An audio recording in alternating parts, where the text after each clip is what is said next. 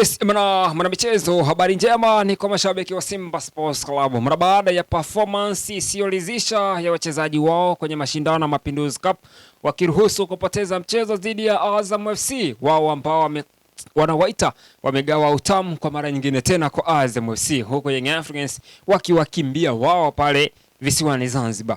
Habari njema ni kwamba rais wa heshima wa Simba Sports Club Mohamed Dewji ameelekeza viongozi wa Simba walioko chini yake na wenye mamlaka ya kufanya usajili katika kipindi hiki ya kwamba mzigo wa kutosha utatoka kuhakikisha kwamba wachezaji ambao wanawahitaji mwalimu Steven Baka katika kipindi hiki cha dirisha dogo la usajili anapatiwa. Mchezaji yeyote kwa bei yoyote atakayohitaji, basi wachezaji watapatiwa. Je, swali, viongozi watatekeleza hayo? Kwa sababu pesa zinatoka lakini zinatumika vibaya. Naomba kunukuu kocha mkuu wa Simba Sports Club Steven Baka amewaambia viongozi wake kwamba katika kipindi cha dirisha hili anahitaji wachezaji wapya, na hii imekuja ni mara baada ya kupoteza mchezo wake dhidi ya Azam FC na kutokulizishwa na baadhi ya viwango vya wachezaji. Lakini pamoja na hayo, kuna wachezaji ambao walicheza chini ya kiwango, huku wakiwa wanafahamu kwamba wao ni muhimu kwenye kikosi cha Simba Sports Club na wao ndio wamebeba dira na maono ya klabu ya Simba Sports Club. Pamoja na kufahamu hilo, hawakufanya vyema kwenye mashindano ya Mapinduzi Cup katika mchezo wa nusu finali dhidi ya Azam FC, wakawa wamepoteza kwa mara nyingine tena. Viongozi wamechoka kubadilisha makocha na sasa nguvu inaelekezwa kuhakikisha kwamba wanatengeneza timu kwa kujenga upya wachezaji ambao watakuja kuongeza nguvu kwenye kikosi na kuleta mafanikio na wale watakao kuwa na uchu wa kupambana. Kauli hii ilikuja mara baada tu ya mchezo dhidi ya Azam FC kumalizika, na pale kocha alivyozungumza Steven Baka kwamba wachezaji baadhi ya Simba ambao wanapewa matumaini ya kuibeba timu hiyo wameshuka viwango vyao. Steven Baka anamhitaji left back, kwa maana kwamba mlinzi wa kushoto anahitaji kiungo namba 8, anahitaji kiungo namba 10, winga wa kulia na beki mmoja wa kati, akijua ya kwamba Chamu Karabwe sio mlinzi wa kumtegemea kwenye kikosi cha Wekundu wa Msimbazi, kwa sababu anapokutana na game ngumu huwa anaruhusu kufanya makosa ambayo yanaigharimu direct team, kwa vile akijua, akitumia mfano wa mechi dhidi ya Azam FC alimchezea Zidane Salal mazambi ambayo ingekuwa ni mwamuzi yuko makini angeweza kupewa kadi nyekundu. Lakini pia kocha huyo amesisitiza kuwa wachezaji wawili kati hao watano watatoka South Africa, kiungo nambari 8 na winga mmoja hao watatoka Afrika Kusini. Kwa nini amesisitiza hivyo? Anahitaji kufanya kazi na wachezaji ambao watakuwa wanamuelewa zaidi. Steven Baka atapewa timu kwa kipindi kirefu, kwa maana viongozi wameshajiridhisha kwamba Simba tatizo sio kwa wachezaji, tatizo sio kwa viongozi, wala tatizo sio kwa makocha. Tatizo linaweza likawa lipo kwa wachezaji binafsi na wanapaswa kulifanyia eneo kazi hilo.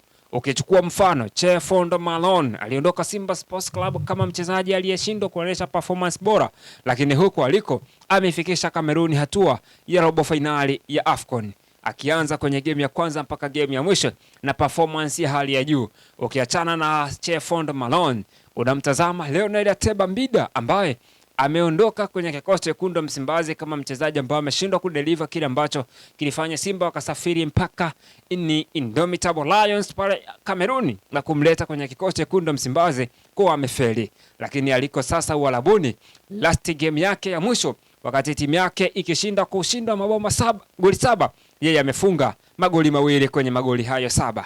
Na baada ya huyo tu tunakwenda kumchukua miongoni mwa mchezaji mwingine ambaye tunamtumia kama mfano, aliyepita Simba Sports Club akaondoka kama hawezi kufiti katika mipango kazi ya Simba Sports Club, lakini aliko kwa sasa ni Lulu, na wakati huo Simba waliona ni unga wa kutupa.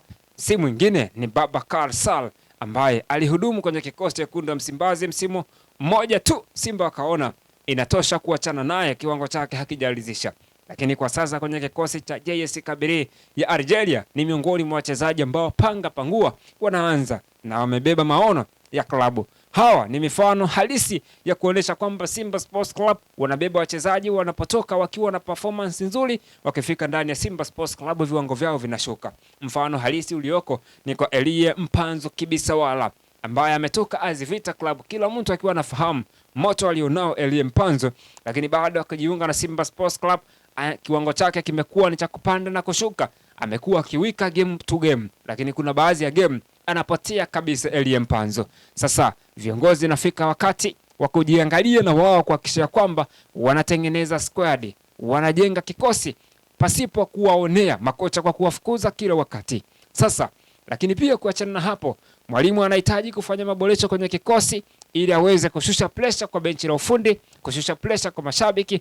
Anahakikisha kwamba msimu huu Simba Sports Club inatimiza walau yale malengo yake, kwa maana lengo la kwanza la kubeba ubingwa Mapinduzi Cup ndoto imeyeya.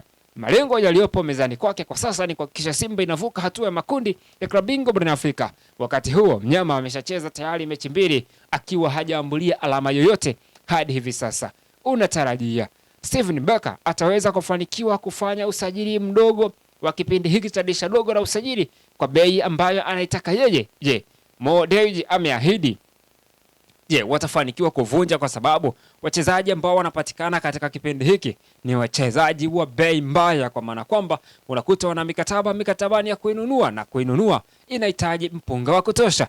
Viongozi wa Simba wana kona nyingi za kununua mchezaji mmoja, anapita zaidi ya viongozi watatu kwenye mchakato wa kusajili. La tofauti na kwa upande wa Young Africans, ambapo akitajika mchezaji kwenye kikosi cha Young Africans, Engineer Hersi Said anafunga safari, anamfuata mchezaji, anafanya mazungumzo, anamaliza na kumpa mkataba wake, kisha anarejea kupumzika kwenye kiti chake akiwa anazunguka ofisini ametulia. Nikwambie tu, Simba ijayo inatisha zaidi ya Simba iliyopita.